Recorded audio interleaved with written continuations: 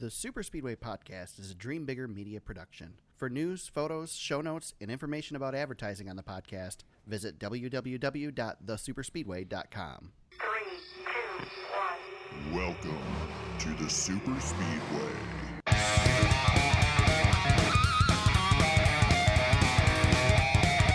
Welcome to episode 141 of the Super Speedway Podcast, recorded Wednesday, February 19th, 2020. I'm your host, Eric Young, and I'm joined, as always, by my co-host, James Cush. James, it's been an eventful 3 days or so. I'm glad that we can start the podcast on a chipper note today. Now that since we're recording Wednesday evening, because on Monday I was not looking forward to doing the podcast. No. I'm telling you that right now. That was the first time since we've started this podcast that I literally said to my wife, I don't want to do the podcast. I really was. It was just crazy. Yeah, I was preparing to be like, okay, how do we do this? Do we just not do one this week, or what do we do? And I didn't know what to do.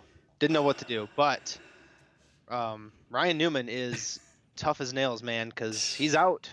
Yeah, don't screw with Ryan Newman, I'll tell you. Who was it that got in a fight with or tried to get in a fight with him last year? There's a lot of people who've tried to fight him. Like, I would not mess with him, man. I was already scared of Newman. I'm really scared of Newman now. Yeah. So obviously, if you've been living under a rock, which I'm assuming everybody knows what happened to Ryan Newman, it was all over all the media. Of course, gets in the last straightaway wreck at Daytona. He basically got hit. It was, let's just call this, there's only about two things that could have happened that could have made this situation any worse. And that would have been like top of the car into the fence, or that the fuel caught on fire that was pouring out of the back of his car. I mean, he got T-boned at 195 miles an hour right in the driver's window, upside down. Just horrific accident. With a car that was already compromised from hitting the wall, too. Yeah, and not only hitting the wall, but hitting the wall with the driver's side of the car. Yes, yep. I mean, it just... And then the time that it took to get him out of the car, they brought out the screens to block it off from the fans, which, for the record, the screens did a horrible job of blocking anything off. The stands are so freaking tall at Daytona. But, when I saw the screens, Eric, when I saw that, my heart sank. Oh, yeah, me too. When you see the tarp or the screens in auto racing, that is a telltale sign that that driver's not coming out of there. Well, I was worried in the first place because so the car, not only does it get hit in the window, it then comes down on the window, slides along the window with flames and sparks through the cockpit. And I mean, slid 200 yards before it came to a stop. And then the crew comes over and they look in the passenger side window, and like, it was at no urgency of either something is really, really bad or he's fine, and once we flip this thing over, he's just going to jump out. And when he didn't just jump out, it was it seemed like a foregone conclusion what we were going to expect. Yeah. I mean, James, you're younger than I am. I wasn't obviously covering the sport or anything. I was younger, but I certainly remember 2001 when Earnhardt was killed. I do as well. I mean, this all felt so much like that, and just, everybody was just in shock at the track. It was silent. But then we find out that night, we get the announcement from Steve O'Donnell a couple hours after the wreck. Go back to the wreck. I think the best sign that I saw at the track was how fast the ambulance was moving. Yeah. Because if you remember, the Earnhardt ambulance was pretty slow, and this one was booking it to the hospital. So that was a good sign that at least they're in a rush for some reason. And then, we get the announcement a couple hours later that he's in serious condition, but he has non-life-threatening injuries. And that's awesome. I mean, we could all go to bed. Yeah. Still freaked out, didn't know what the injuries were, still didn't know what to expect. And then today, we find out he's up walking around, and then a little while later, there's a picture of him standing with his girls, and then there's a video of him walking out of the hospital, and he's released. Yeah, we were watching this miracle in real time today. I was messaging you and our buddy Todd, friend of the pod. We were in constant communication the night of the 500, and then it's almost like we watched this miracle happen in real time, because we were messaging each other today. He's up, Right. he's standing. Because I had assumed, shame on me for assuming anything at all, but I mean, God, the guy went from we think he's gone to he's probably paralyzed. I don't know what to expect. And all of a sudden he's walking around. And then today I messaged you and Todd because I saw it on Twitter. I said, "Hey, he's out. Yeah. He's out." What incredible, just incredible. Yeah, it's crazy. I can't what a testament. I want to make sure that we talk about this really briefly. What a testament to the safety of these NASCAR race cars. I work in a building where we don't have a lot of auto racing fans. I'm one in a couple, but I told people, I said, any other form of auto racing you can think of, that same contact with the driver's side window upside down, and nobody walks out of there. No. And only in NASCAR can somebody survive that horrific accident and walk out of a hospital 2 days later. Right. It's incredible. It's truly a miracle. And to be fair, we still don't know. We have no idea what Newman's injuries are. Yeah, he's obviously. Speculation. Yeah, there's speculation. We don't have to talk about it. But right. He's obviously not going to be in the car this weekend. They've announced that Ross Chastain's going to drive the 6 car this weekend. Roush Fenway has announced that there is no timeline for Ryan's return.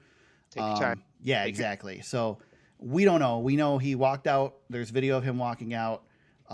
He looks normal, but I mean, he's moving a little slow, but I mean, he's smiling. Yeah.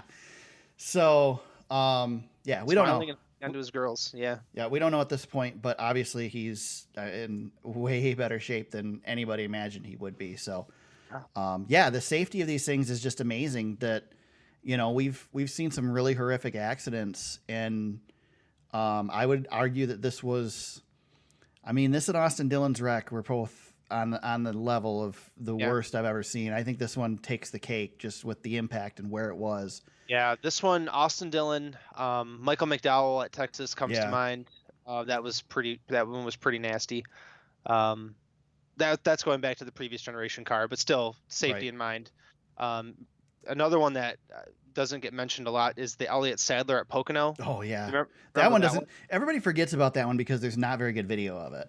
Yeah, and that is one of the worst accidents according to what is it, G rating or whatever they call it, that they've ever had, hardest impact they've ever had. So, man, I'm glad we talked about that before we did the pod. We're glad we're doing this on Wednesday. We have so much more information now than we did Monday night. Yeah, we can actually talk a little bit about the race and stuff, and analyze things a little bit differently, because you don't want to talk about the wreck a whole lot when or speculated who's going to drive the car and all that stuff when you don't know the condition of the guy. But we had a good, you and I had a really good conversation. I felt like last week after the clash. Yeah. And I was pretty agitated about these guys blocking and the safety of these cars, and I had gone on a whole rant. And man, thinking back on that now, knowing what we know now, I don't even know. Like, I just have my hands up because we've been through such a gauntlet this last week and a half. I don't even know where to put a period on this thing. Well, let's talk. Well, let's burn through a couple of these things real quick first, and then we'll talk about that a little bit. Okay. So Newman's going to miss this weekend. It's his first race missed since he began full-time competition in 2002. Yes. James had it in the notes. He wasn't sure how many. I did the math. 657. 649 because he didn't run full seasons seasons before. So 649 in a row is where Newman's tally stops. So basically Daytona 500 2002 was the start of that streak. So again, Ross Chastain driving the 6 car this weekend. Great opportunity for Ross Chastain to once again put himself in front of the crowd and halfway decent ride. Not the best funded team in the sport, but it's the best cup ride he's been in. Yeah, I'd say so. Yep. So, and it's it's a car that it was a couple 100 feet away from winning the Daytona 500. So, right, a playoff car. Yep. From last year. Yeah, definitely. Yep. So let's talk about this, James. Last week we both had a lot to say about the blocking, and we've talked about this aero package. We've talked about things. with this is obviously if Newman would have been killed, there would be probably a lot more discussion along the lines of what do we need to change. Obviously, the fact that he survived and is, for the most part, in pretty good condition, that speaks a lot to the safety and makes it seem like maybe there isn't anything to be changed. Where do you stand on it, James? Like, what do you? I know you're not a fan of the restrictor plate racing. I know you're not a fan of the bunched up packs, and I'll clarify that I do like this style of racing, but I don't like the fact that when one guy spins out, the whole field is done. Yeah. But that wasn't the case here. That is not what happened in this wreck. We already had cleaned out most of the field. There were only a couple cars left. Yeah. So I don't know that applies here, but we can still discuss it. What are your thoughts? Is there a change that needs to be made here, or is this just something that happens? I think if anything, NASCAR will find a way to slow these cars down for these 3 remaining races that we're going to have with this current package. Right. Because next year it's all out the window. We're starting from scratch. Exactly. I don't think NASCAR man. We've all seen it. You've tweeted about it as well. Comparing the Kyle Busch accident. I thought that was an interesting viewpoint on that. So NASCAR man determined he used basically footage and speeds that they had and timed the cars to determine that they were about 12 miles an hour faster now than they were back in 2009 when Kyle. I mean, if you look at the Kyle Busch's wreck when Tony turned him, this was the same wreck, exactly the same wreck. Just Kyle didn't go upside down. Got turned and But I'll defend Smoke. Sorry, it's okay. Right. But his car didn't get airborne like Newman's did, and I think the speed has a lot to do with it, but also the way the way that they're slowing these cars down is what it is, because the more when you use we used to use restrictor plates to slow the cars down. We're using aero to slow them down now, and the more you take air and say if you push it in this direction, it creates downforce. What happens when it goes a different direction? It creates lift, and that's one thing I did notice this weekend, James, and I don't know if you noticed it. I have not heard anything that NASCAR has changed anything, because my understanding is they haven't changed anything. But when cars spun around backwards this weekend, the hoods ripped off of them. Yeah, I saw that too. Yeah, there was a lot of turbulence underneath the cars. If you watch, you could watch the whole race and you'd see those hood flaps flopping a lot. I mean, noticeably flopping. And then when you watch the beginning of the Newman crash, you see the air get taken away from Denny Hamlin as he comes across Hamlin's hood. Right. And both of his flaps shoot straight up in the air. Like there is some serious turbulence going on. And not that there hasn't been in the past, but there's a lot of air getting underneath these cars. Well, the hoods now are carbon fiber. Yeah. Which helps because they bend and flex more, and so that helps get the air out from under the cars. But since they switched to this carbon fiber hood, it almost seemed to me like it acted like a parachute until this weekend when they started to rip off. Stenhouse. Stenhouse looked like he was in a wreck, and all he did was spin backwards. Spin backwards, and the hood just kind of crumpled. From the end. Yeah. So I don't know if that's something that they changed or not, but obviously it wasn't enough to keep Newman's car on the ground. No. And I think one thing we should mention too, I haven't seen this, but Kyle Busch is driving a completely different shaped vehicle versus what Newman's driving now. But here nor there, speed is definitely the most important factor there. Right. You've got a car. We've talked about this many times. You've got a car shaped like an arrow that is supposed to go one direction. What happens when you spin that arrow around? You don't know where it's going, right? It's the aerodynamics are all out of whack. So. So do you think slowing them down is going to help? I don't know. Because I feel like we've had cars airborne at slower speeds than this. I wish I could be Mr. Fix-It on this type of stuff and give you some answers. I'm at such a loss. I'd like to see the cars slowed down. I think that's a good place to start. But I feel like if they get backwards at 185 versus 195, it's still a good odds that they're going to flip. I mean, shoot, we almost had a flip at the early stages on Monday when William Byron went spinning through. I mean, he got airborne, and that had nothing to do really with the air, other than he got up in the air because he hit some pavement. So the way these flips happen to these tracks is so interesting, because you notice they almost always happen at the end of the race. And Yeah. I think it's just because everything ratchets up so much more at the end. They're going faster at the end than any other point in the race. They're Yes. closer together. The impacts are harder. Yep. And, Yep. when you're going 202 miles an hour, it just takes a little bit of lift. It just takes a little gap, especially when they're planting these things to the ground like they are. If you're coming to that checkered flag, you're not lifting. No. Blaney wasn't lifting. Mm-mm. LaJoie wasn't lifting. So the interesting thing about Blaney is a lot of people were criticizing. Well, I don't know if people were criticizing Blaney a whole lot. Blaney was criticizing himself. But Blaney was trying to push Newman. Blaney wasn't even trying to pass Newman. Yeah, it's just he's coming on so hard. And it's Right. nobody's fault. Anybody who wants to put any blame on anybody for anything in this race, including giving Denny Hamlin a hard time celebrating too much. Yeah, I was going to talk about that too. Yeah, because we can touch on that in a minute. Yeah, Yeah. we can maybe talk on that in a minute. But I was just going to say, you put any blame on Blaney, LaJoie, Newman, there's no blame to be dealt out here. This is just the style of racing coming to a head. It happened so fast, and then that's the thing is this is racing. This is a dangerous sport. It's a lot safer than it used to be. No, we don't ever want to see anybody get hurt. We want to do everything we can to keep people as safe as possible. But at the same time, it's always going to be a dangerous sport. Yes. Yep. And so, yes, a freak accident happened. Yes, it looked really scary. I guess in the end, it may not have been as scary as we thought it was. But I think rushing to a change, which NASCAR has never really been historic. I mean, even after Earnhardt was killed, they don't necessarily rush to changes. No. They take their time on stuff, and I think they will here. I don't disagree with you. I think they're going to slow the cars down. They might have somehow. to, yeah. I don't know how they're going to do that other than a bigger tapered spacer or something like that, because they can't put a bigger spoiler on them. They already have that big ass spoiler on there, as Dale Earnhardt likes to say. Yeah, that's which he blames the spoiler for everything, by the way. Right. Yeah. I wanted to say one more thing too. You had mentioned how I do not like this style of racing, and I want to clarify why, just so everybody, and in case anybody doesn't.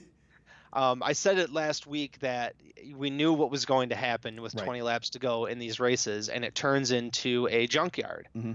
And my feeling has always been that these guys feel like they're invincible, and they're playing a video game, and they're holding onto a controller, not a steering wheel at times.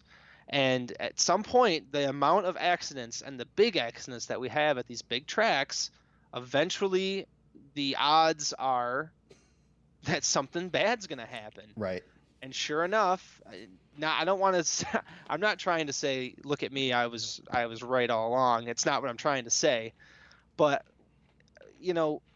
we're not, like you, Eric, you said it perfectly correctly. This is a dangerous game that we play. This is not basketball. This is not even hockey or football, which are heavy contact sports, right? This is a dangerous, we're not talking about, minor concussions from time to time. We're talking about life and death from time to time. Yep. And we have been very fortunate since 2001 to not have any deaths in the top 3 series.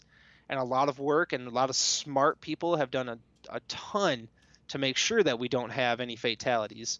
And, kudos to them. But still, Talladega and Daytona, when it gets down to those last, it turns into a survival game. Right. And I've never liked the odds. I hate the red flags that we have to have. I feel like it dilutes the product, one. And although we had a really great finish, we had a fantastic final restart. Too bad that the finish is so overshadowed, because just yes. I mean, I didn't realize until they showed the replay of the finish how close it really was. Yeah, I thought Denny won it by easily, but it was close. No. Ryan Blaney is almost a Daytona 500 champion. Yeah. That's as close as anybody has been to not closer than even Martin Truex. Right. Yeah. Denny Hamlin's won the 2 closest 500s now. Yeah. So, that's just my main reasoning for, why I dislike it so much. I was really upset after the Clash, and was pretty irritated towards the end of the 500 because I really wanted to see, that race finish out, and then and then it turned into a parking lot. Yeah. I do like the style of racing. I enjoy the wrecks as long as nobody gets hurt. I've always been one that's been willing to admit it, unlike a lot of NASCAR fans that enjoy them but won't admit it.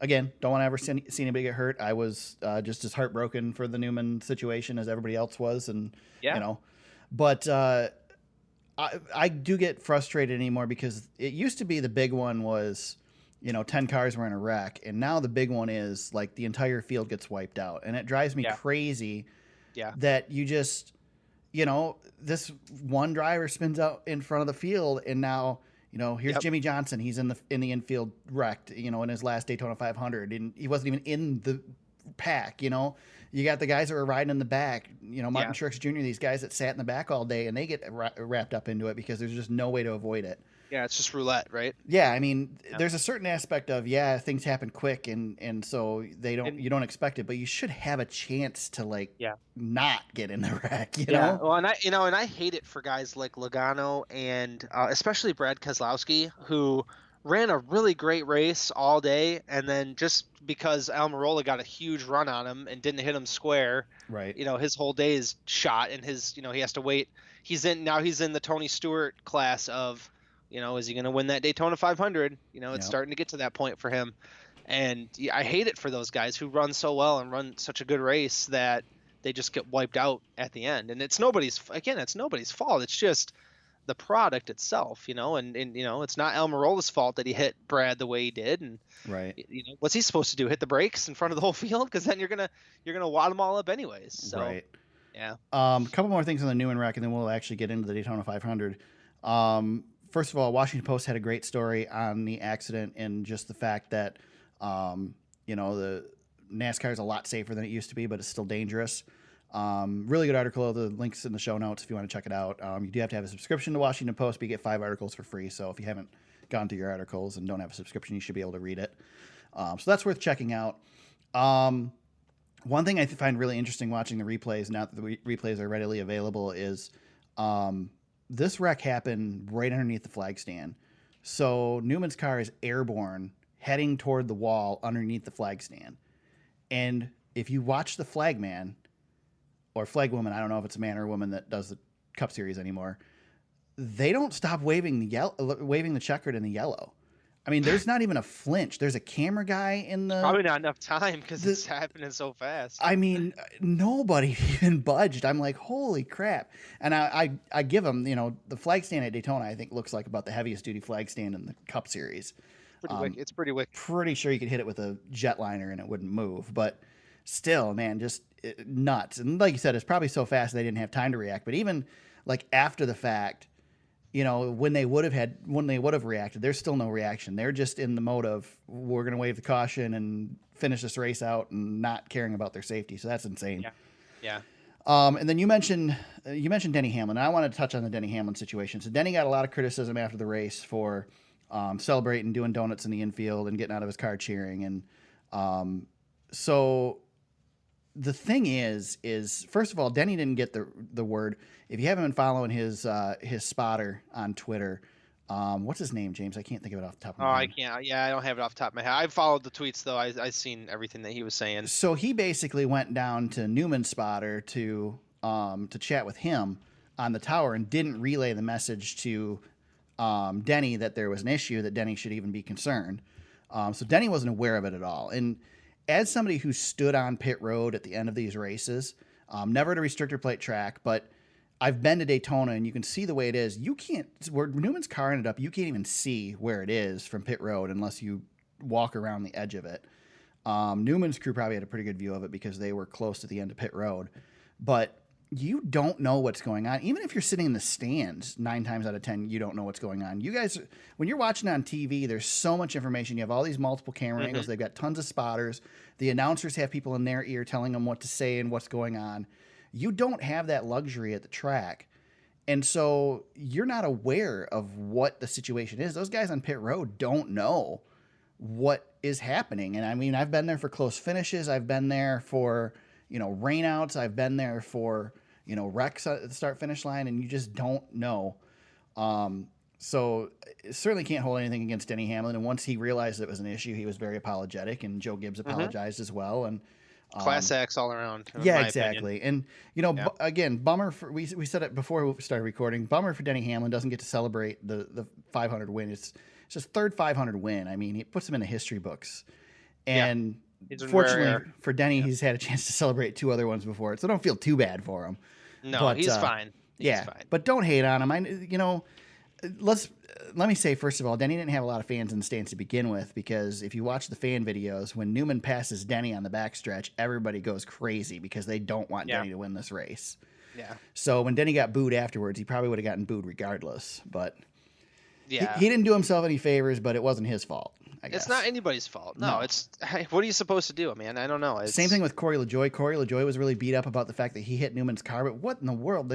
Well, you know what, though? Look at Michael Waltrip celebrating the 2001 Daytona 500 before he gets word. Yeah, nobody criticized him for it. Nobody ever criticized him for that. No. And when he's celebrated as hard as ever, Exactly. And I would argue... argue... Which makes it even more heartbreaking. I would argue back then, it was more common for drivers to be seriously hurt and wrecked. So now it's like you wouldn't expect it at all.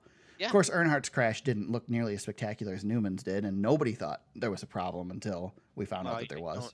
Well, yeah, it's Dale Earnhardt thing, and it's Superman doesn't die, Right, exactly. That's that whole thing. Yeah. So. All right. Anything else to talk about here with the Newman accident before we actually talk about the race? No, I think we've said our piece, man. I'm just happy that it looks like he'll be behind the wheel hopefully soon. Hopefully. I think that's the last thing on his mind. I think he wants to I think he's glad to probably be walking. Well, I saw that Sherry Pollux tweeted that she saw him, and let me find my Truex is already hanging out with him. Yeah. Martin picture on Twitter with him. I thought I retweeted it. But said he was glad to see his fishing buddy. Yeah, I guess I didn't see it, but Newman basically said something to Sherry that now they have something in common, that neither of them are supposed to be alive. Yeah. So. Yeah. No doubt. And then this weird. Well, another weird thing about the Newman thing is just a couple days before the race, he announced that he's getting divorced with his wife. Right. And now his wife is by his side. Right. What a. It's just, that's getting away from racing a little bit, but still adds to this craziness that we've had since this whole thing went down. Yeah. It's and crazy. Then, of course, everybody's releasing their power rankings for Las Vegas, and this person handled as the Wolf of NASCAR tweets, if Ryan Newman, who hit a wall, flew in the air upside down, got hit in the head with a whole car, then walked out of the hospital 2 days later, isn't at the top of your power rankings, then your list is invalid. Yeah. Right. He ain't wrong. Well said. All right, so before the Newman wreck, we had the Daytona 500, James. 500 miles of, what I think... 520 miles. Yeah, exactly. It was the longest Daytona 500 in history. 209 laps, 522.5 miles was the total race length. 48 hours of racing. Yeah. Yeah. Yep. I tell you what, strange things happen when we postpone the Daytona 500 till Monday. Yeah. The last time was the jet dryer and Juan Pablo. So, yep. But I thought it was up to that wreck, and I mean, heck, we already talked about the ending was pretty exciting and a great finish. Other than the wreck, I thought it was a pretty good Daytona 500. I think it was a good race. Yeah. We had the big wreck that took everybody out, which sucked.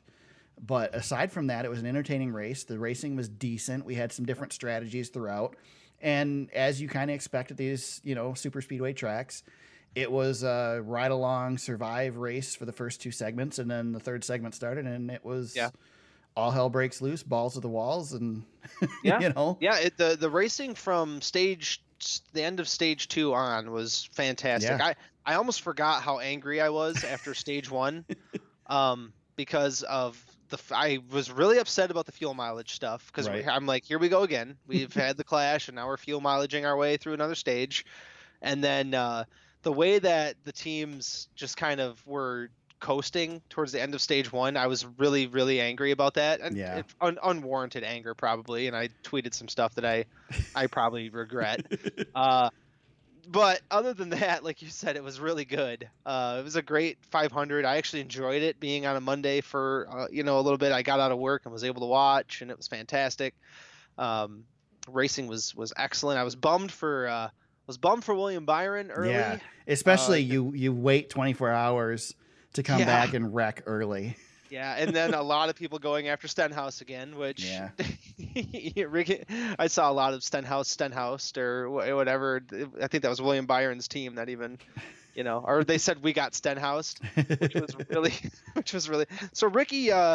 Ricky living up to expectations. He's brought those to his new team. Yeah. But early on, I didn't know what to. There really wasn't a horse to pick. No. That you thought was a favorite. Well, you had so many guys riding around in the back too that you just didn't know what we were going to get. Yeah. I think the one constant that we've got at these races anymore is that you can expect Denny Hamlin to be up front. Yeah, Hamlin's going to be around. Even when he's riding in the back, he leads 80 laps. Yep. Ricky was actually pretty good. He was for the most part. Chase Elliott had a nice little string of laps that he had led, and then Ryan Newman, beyond the wreck, he was up front all race, like towards that last stage. Newman's another one that you can expect to be up front at these races. Yeah, he was just good all race long, really solid. Yep. And then one other guy we wanted to probably mention is Kyle Busch. We haven't talked about him yet, but the bad luck bug definitely nailed him again. It's starting to, like we were talking about Brad Keselowski, it's kind of piling up now. Now it's definitely piling up for Kyle that he has 0 Daytona 500s. I saw something about Kyle too. One of the media members tweeted. I don't remember who it was. Obviously, in the whole Newman thing, everything kind of got lost. But I guess Kyle, after he blew the motor, he stuck around afterwards. He talked to all the media. He did, his stuff.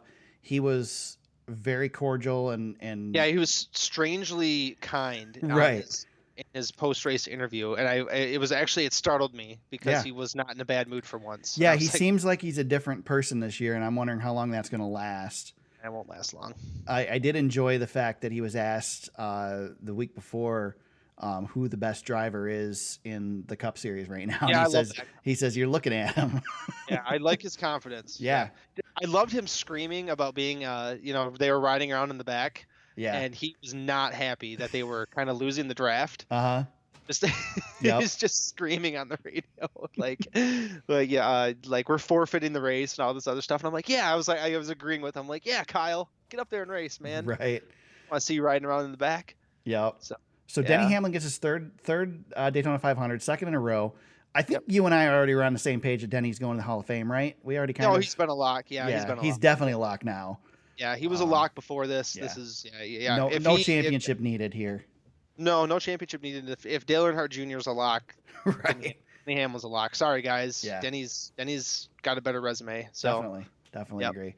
So let's talk about some guys who had strong performances, the types of things that you expect at Daytona. Denny Hamlin gets the win. We mentioned Ryan Blaney. He was second, barely. So Chris Buescher comes home with a third place finish in the 17 car. David Reagan, fourth place. Kevin Harvick, Clint Boyer. My dark horse, baby, David Reagan. Brendan Gaughan, my dark horse, who I thought was a great pick until David Reagan finished ahead of him. Brendan Gaughan gets seventh place. Brendan Gaughan's always going to get a top 10 in the Daytona 500 when he runs. Yeah. Actually, I think this was one of his first ones. He's usually wrecked out at the end. Well, he's always finds his way around. He's always in there, Yeah. He's he's always there. And McDowell was really good until he got taken out in that Boyer thing. Yeah. A little later in the race, but Justin Haley. Yeah. His average finish is still pretty good. Right. 13th place for him. Corey LaJoie finished 8th after crashing through Newman's car. Ryan Newman finished in 9th. Yep. Kyle Larson finished 10th. Larson was on Dale Jr.'s podcast this week and basically said his car just wasn't fast. He thought he was going to do well. He thought he'd have a good finish because it was clean, but it just wasn't fast. Yeah. John Hunter Nemechek finishes 11th. Austin Dillon 12th. I mentioned Justin Haley. Michael McDowell 14th. Yeah. 15th, Bubba Wallace. Brendan Poole 16th place. Yeah. And then Chase Elliott comes home 17th. He wrecks on the last lap.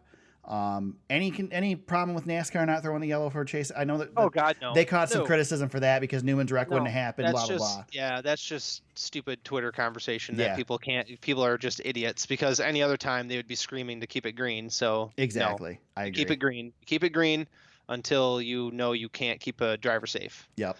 Yeah. I agree 100%. William Byron finishes last with his wreck, 40th position. Quinn Hoff 39th. BJ McLeod 38th. They were in a wreck together. Cole Custer, disappointing finish for his first. Yeah, it broke. Nothing he could do there.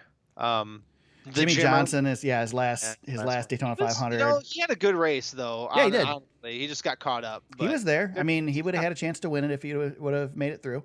Yep, he had a good race. So,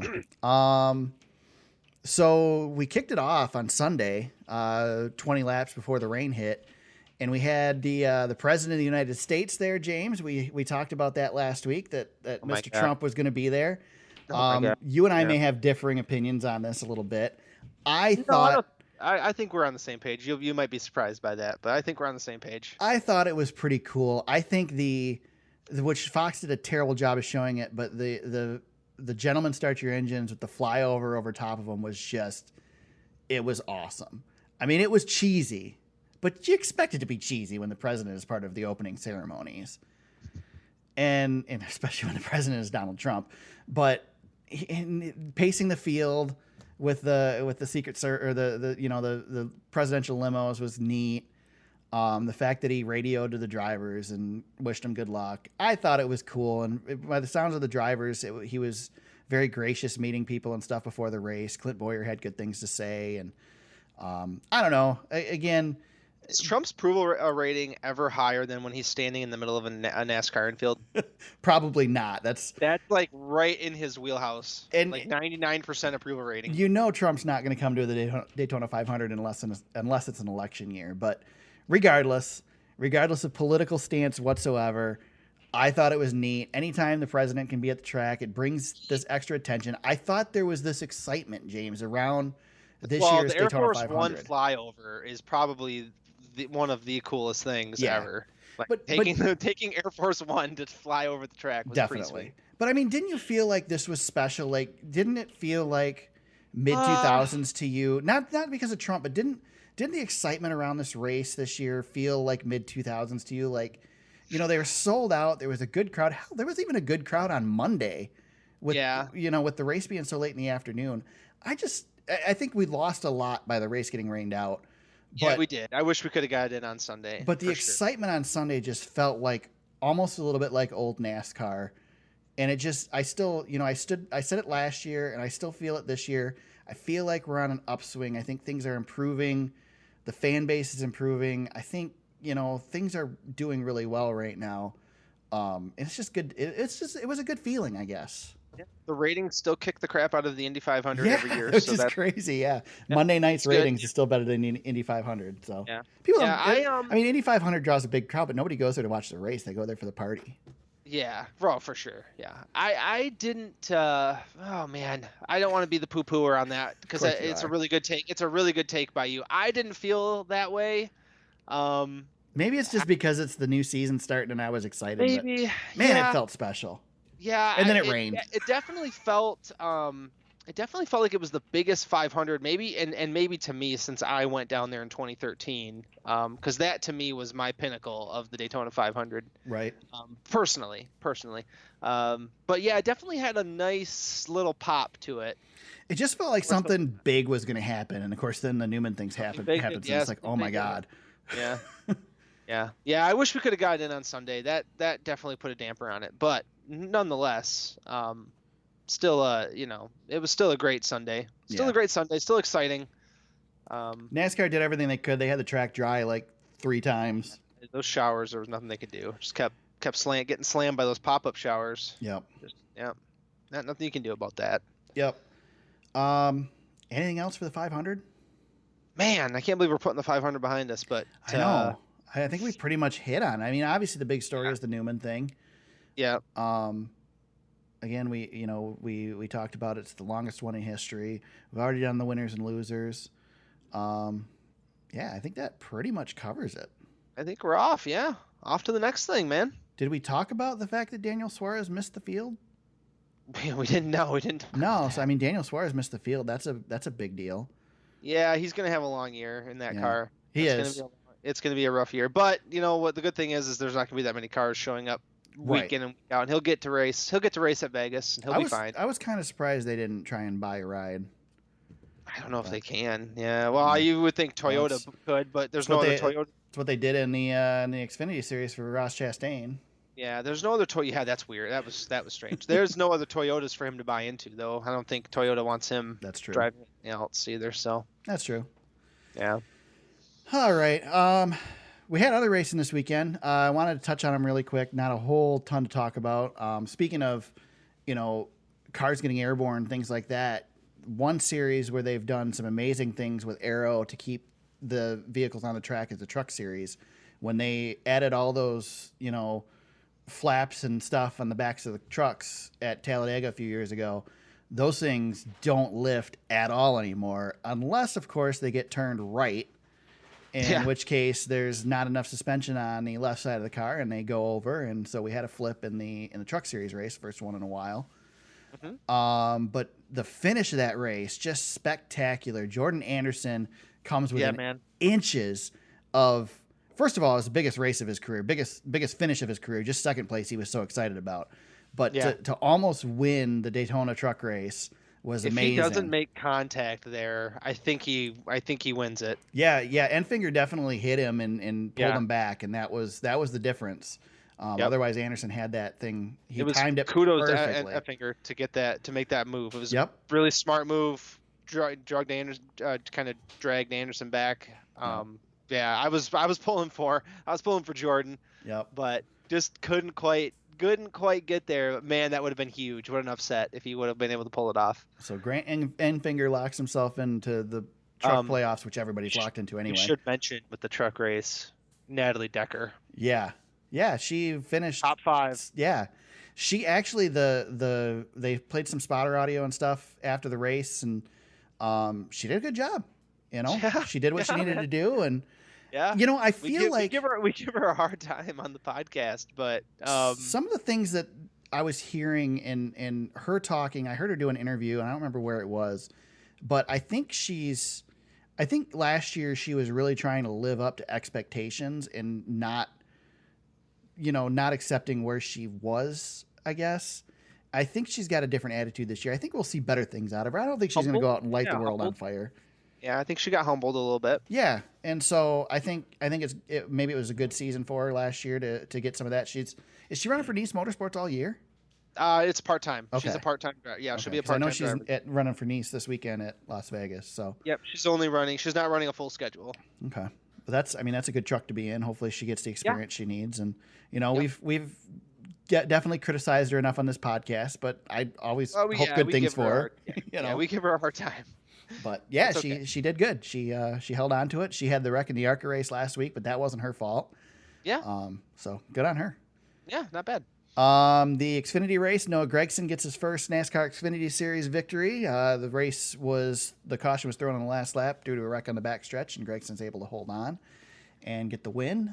He celebrated like it was going out of style, man. I didn't watch it because I was watching the race delayed, and I switched over to Supercross. But I did see Junior, I guess. So here's my weekly Dale Jr. podcast plug. Listen to Dale Jr.'s podcast. Gregson was on there, and they talked a lot about Junior kind of telling him to, savor it and enjoy it and whatever. And he was happy with the fact that Gregson definitely. He's going to win a lot of races, so he might have to adjust his style just a tad. It was really interesting to hear Junior talk about, though. He and Gregson reached out to him before the race, and Junior explained to him how to draft and how to side draft and what to do and everything. And Noah put a lot of that win on Dale Jr. and what he taught him. And it was just, it's interesting to me because, I know Dale Jr.'s retired now and he's one of the veterans of the sport and blah, blah, blah. But Junior's still the kid to me. He's still, he's not the teacher. He's not the veteran, leader in my mind that some of these drivers are.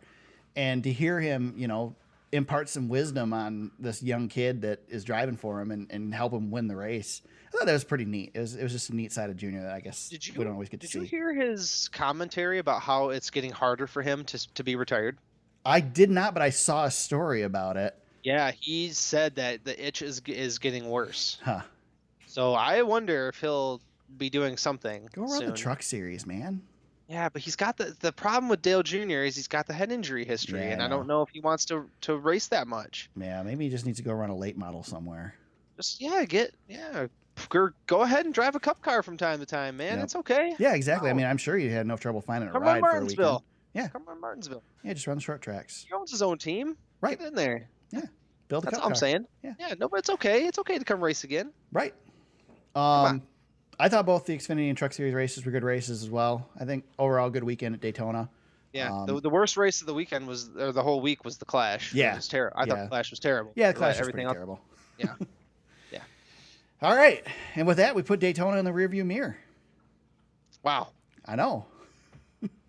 And then the real season starts this weekend as we go to the West Coast. Yeah, now the season can begin. Yep. We go to the West Coast. West Coast swing starts a little early this year. I did notice that the forecast for Atlanta is terrible this weekend, so good thing we're not going there like normal. Yeah. Las Vegas Motor Speedway this weekend, the Pennzoil 400 presented by Jiffy Lube at Las Vegas Motor Speedway. You got the Truck Series in action as the Xfinity Series. I think the Xfinity Series is in action too, aren't they? Yeah, I think the whole. are. Yep. I think that's probably part of the reason why Ross Chastain is being able to drive that 6 car. Yeah, that's a good point. So he's going to be out there anyways. So. Yep. So, all right. Let's see. Some fast facts about the Pennzoil 400. This is the 25th race at Las Vegas Motor Speedway. Who won the first Cup race at Las Vegas, James? That would be Mark, the kid Mark. You've got it in front of you, don't you? No, I don't. I'm impressed. 1997, Mark Martin. 98. Good try, though. Ah! Let's see. Kyle Busch is the only driver to win from the pole. He did it in 2009. That is his only win at Las Vegas. One of the few tracks that Kyle has only one win on. Another one is Daytona, by the way. Let's see. Anything else interesting here? Worst starting spot for a race winner was 25th by Matt Kenseth in 2004. Jeff Gordon led the most laps there in 2010 with 219 laps led. And the fewest laps led by a race winner was Jimmy Johnson in 2006. Johnson's got a pile of wins at Vegas, Yes. as he does everywhere he goes. Vegas native Kurt Busch has the track record for qualifying at 196.328 miles per hour in 2016. 2007 had the most lead changes with 28, and the closest finish in history at Las Vegas Motor Speedway was Jimmy Johnson's 0.45 second margin over Matt Kenseth in 2006. Most caution flags, 14 in 2009. There. Wow. Well, there you go. Yeah. Thanks, Racing Reference, for all those stats. With that, we get to make our picks for Las Vegas. I wanted to go over, I promised last week that we're going to keep track of these. I'm going to throw one more caveat in here, and I'm going to do this because neither of us won this week. So the way I'm doing this is whoever finishes ahead of who gets a point. And this goes for, we get the regular pick and the dark horse pick. And my added caveat here is that if one of us wins, if one of our drivers wins the race, that we get 2 points for a win. Oh, Instead of 2-point one. bonus. Yeah. Oh boy. So Oh man. Keep it easy, but I think we should get a little extra if we win the race. I like that. Yeah, that's good. So yeah, we get playoff points. Yeah, exactly. So on that point, James won both last weekend. He picked Eric Jones as his regular pick. I had Kyle Busch. Eric Jones finished 18th. Kyle Busch finished 34th. And then dark horse, I had Brendan Gaughan, which is a great pick, 7th place finish, but James picked David Reagan, who finished 4th. So James is up 2-0 on me after one race. Solid start. And on that note, I get to make the first pick this weekend, and I don't even know because I haven't even looked yet to see who I want to pick. I am going to... crap. Oh, do I go easy or do I go... love that we're back to doing this again. I know, right? Yeah, you can hit 30 seconds twice in the podcast app, and then we'll finally have our picks ready. Right. So I'm going to go with momentum, and I'm going to say the guy that got second place this past weekend gets the win. Go Ryan Blaney. YRB. Yep, Ryan Blaney is my pick, and he does not have a win here, so it's kind of going out on a limb a little bit, but he does have the second best average finish. Yeah. Okay. So the thing with the NASCAR West Coast swing is you got what you got, right? Right. You take what you got, and you're not going back to Charlotte to make any big changes. Right. With that being said, I wanted to take Joe Lowe. He's the best average finish guy there. He's going to win. However, I'm going to go with the previous race's champion, and it's kind of going on a little bit on a limb because Cole Pearn's not around anymore. But I'm going to take Martin Truex Jr. That's a good pick. Since he won most recently in the fall. He also has 2 wins there. Yeah, and he's good there. He's good. Yeah. I'm going to go with Martin Truex just because I like the he's probably got what he's got, right? Yeah. We were just there not that long ago during the playoffs, so hopefully, hopefully that can transition and he'll get the win. That's a pretty good pick. I like that. Yeah. Dark horse. You get to go dark horse first, James. Oh boy, oh man, dark horse. I will take. Boy, we don't have a whole lot of them. I think all the rookies are dark horses. Yeah, we can call the rookies dark horses, I guess. Yeah, Christopher Bell would be on that list. Yeah, he would be. I would take Christopher Bell, but I will take Matt DiBenedetto. Okay. He still qualifies as a dark horse. I think he does. Yeah, he does. And once he gets a win, he's going to be off this list. But yes, off the dark horse list. But yes, I think he definitely still counts. I'm going to go with a bounce back guy. He doesn't have the greatest average finish here, but I think William Byron can still be a dark horse, right? Yeah, yeah. All right, I'm going William Byron as my dark horse pick this weekend. My guy I picked to make the Final Four. Yeah, right. Yeah. He does still count, though. He does not have a win, so Yep. William Byron can still be put on the dark horse list. So yes. So if you're, I would like to do a big reach on my dark horse from time to time. yeah. So if you remember correctly, this was a race we were all excited about last year because this was the first race with the new aero package, the full new aero package. Didn't really live up to expectations, what we were kind of hoping to get, but I think we'll have a good race this weekend. Vegas has been decent other than the past couple years, so I'm excited about it. Right on. Fantasy League. Let's talk Fantasy League, James. Yeah, Eric got the win over me, if you Yeah. want to count that. A win is a win, right? So Yep, third place. take it. But Denny the Many, a new addition to the league, 163. He was our winner. Toyota Fan 60 in second, another new addition. So we got two new ringers coming in, knocking us off the pedestal. Then Eric, Freight Train, myself, Ranger Runyon, and our good friend Baron Speedway is on the league as well. Yep. And then Justin 713. We have two people who did not score any points, Hurricane Ditka and Scoters, but you guys are still in the league. So if you're listening, make your picks, and I'll make sure to keep you. You're not out of it by any means. Right. You have plenty of time to join up. But based on James and I's history, you probably still beat us. We'll be coming back. We'll be coming back towards you. Don't worry. Coming back. So that's our current standings. So after one race, that's it. Yeah. Fantasy League. Yeah. There we go. Nice and easy. James, what do you got for shout outs this week? I have two of them actually. Okay. One really quick one. I have a buddy of mine. He is not a NASCAR fan at all, but he likes to gamble. So he was asking me who to pick for the Daytona 500. So I gave him 3 picks, and then I said, I give you one dark horse. And I said, the dark horse, if you can bet that he's in the top 10. So my 3 picks were Brad Keselowski, which was a fail. Mm-hmm. And then I picked Ryan Blaney. Nice. Denny Hamlin. Nice. And Brendan Gaughan. Nice. Think I would have put them in my fantasy league? No. Nope. So I want to shout out myself for being a fool. And then but I think he did well in his gambling picks, so that's good. And then I came across Jalopnik. I read from time to time. I'm not an avid reader of Jalopnik, but they have this thing called Marbula One. Uh-huh. Eric, did you get a chance to watch the videos and the link that I put in the show notes? No, I didn't click on it at all. So the link's in the show notes. So basically this guy created these Formula One tracks and he races marbles, and it is actually entertaining. It's actually really entertaining. I don't want to get too much, and I want people to go watch the videos. He does qualifying for each of the marbles, and they are timed, and then he has a full race and has a full rundown, and then he has as the marbles come to the finish line, he has a GoPro camera set up at the finish line to watch the marbles cross the line. It's actually hilarious and really well done all at the same time. And I feel like this is the destiny of Barron Speedway. Huh. So hopefully he can use it as motivation for the evolution of the track. But anyway, it's in the show notes. It's pretty hilarious. I just wanted to share that. That's funny. My shout out this week, I just wanted to shout out the NASCAR media on the whole Ryan Newman situation. It was frustrating as heck being a race fan, trying to get information on Monday night, because obviously we all wanted to know what was going on.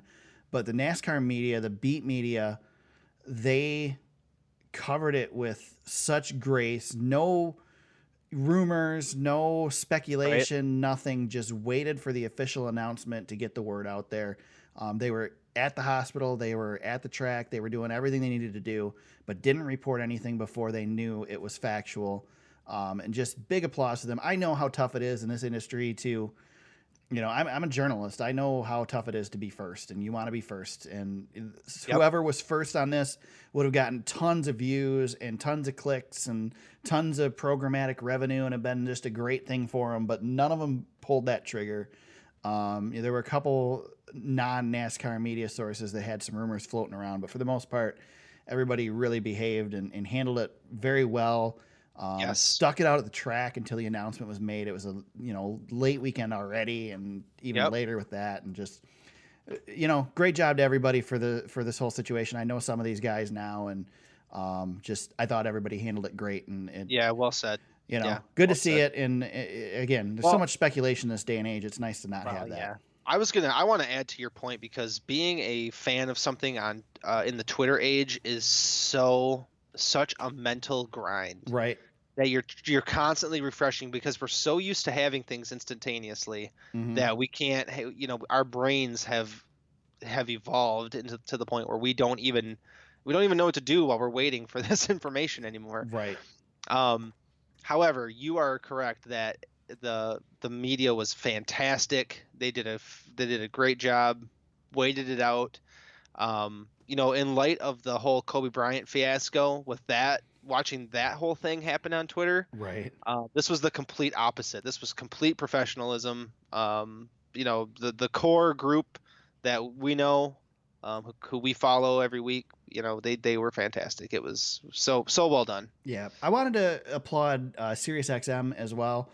They were the only media source that was still broadcasting live from the track during this whole situation. They did a great job with it as well.